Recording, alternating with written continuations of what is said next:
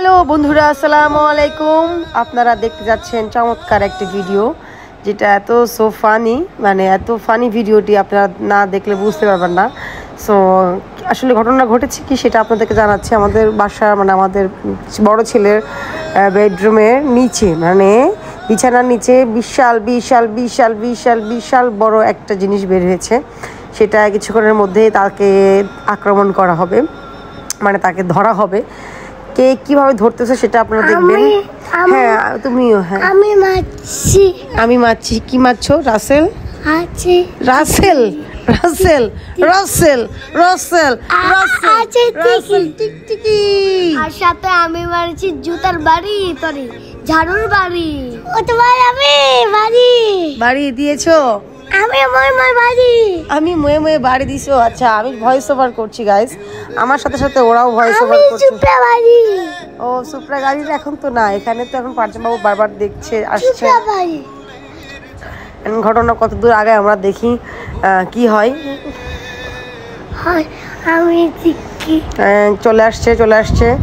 চলে আসছে ভ্যাম্পায়ার দল চলে আসছে। মানে রেডি হচ্ছে, প্রিপারেশন নিচ্ছে কি করবে না করবে। কারণ আসলে এটা আনফর্চুনেটলি আমরা ক্যামেরা রেকর্ড এটা করে ফেলছি। আসলে মানে কি হতে যাচ্ছে আপনারা নিজেই বুঝতেছেন, খুব প্রিপারেশন চলতেছে। একবার পারজাম বাবু খাটের নিচে দেখতেছে, একবার পারদিল বাবু খাটের নিচে দেখতেছে। বড় ভাই বাইরে ছিল ফ্রেশ হওয়ার জন্য, বাথরুমে গিয়েছে ড্রেস চেঞ্জ করার জন্য। তুই পরে মারছো? তো ঘটনা হচ্ছে আমি ভয়েস ওভার করবো কি, আমার সাথে আমার ছেলেরাই বেশি ভয়েস ওভার করে দিচ্ছে আমাকে। তো ঝাড়ু কই ঝাড়ু আসে না কেন? তা আমাদের বাসায় আপনারা জানেন যে রাসেল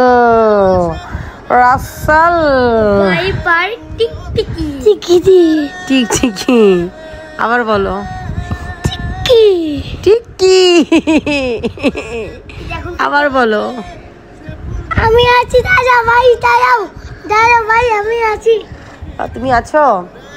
পারজাম বাবুর কথা আপনারা বুঝতে পারতেছেন। এই যে আসছে গেরিল্লা বাহিনীরা আসছে। একজনের হাতে স্প্রে, আরেকজনের হাতে ঝাড়ু। চলবে যুদ্ধ চলবে। চালাও। এসে পড়ছে গাইস দেখতে পাচ্ছেন বিশাল বড় একটা টিকটিকি, ভ্যাম্পায়ার টিকটিকি, রাসেল ভ্যাম্পায়ার টিকটিকি। মার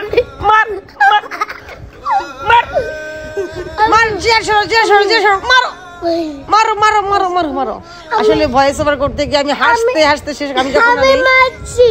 যখন আমি এই ভিডিওটি রেকর্ড করছিলাম ক্যামেরা থেকে, তখন আমি হাসতে আমি শেষ। কি অবস্থা আল্লাহ, মানে কি বলবো, মাইরা আবার শেষ কার্ডের মধ্যে উঠাইছে। হ্যাঁ, দুর্দান্ত ব্যাপার। দুই ভাই মিলে টিকটিকি মারছে। চিন্তা করেন, বিশাল বড় এক টিকটিকি মারছে।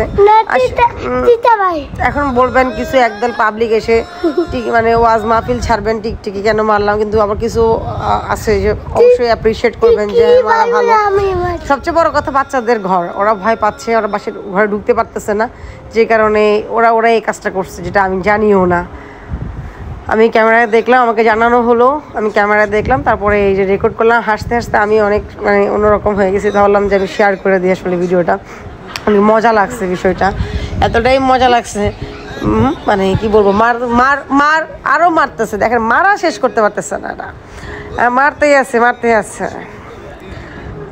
এত মানে কি বলবো, খুবই মজা পেলাম আমি। আপনারা মজা পেয়েছেন কিনা জানি না। আর ভয়েস ওভার কেমন হয়েছে আমি তাও বলতে পারি না, কারণ এটা আমি একবারেই ভয়েস ওভারটা করছি। আমি চাচ্ছি না ভয়েস ওভারটা আমি চেঞ্জ করি, আবার কিছু করি, হয়তো বা মিউজিক লাগাই দিতে পারি, ঠিক আছে।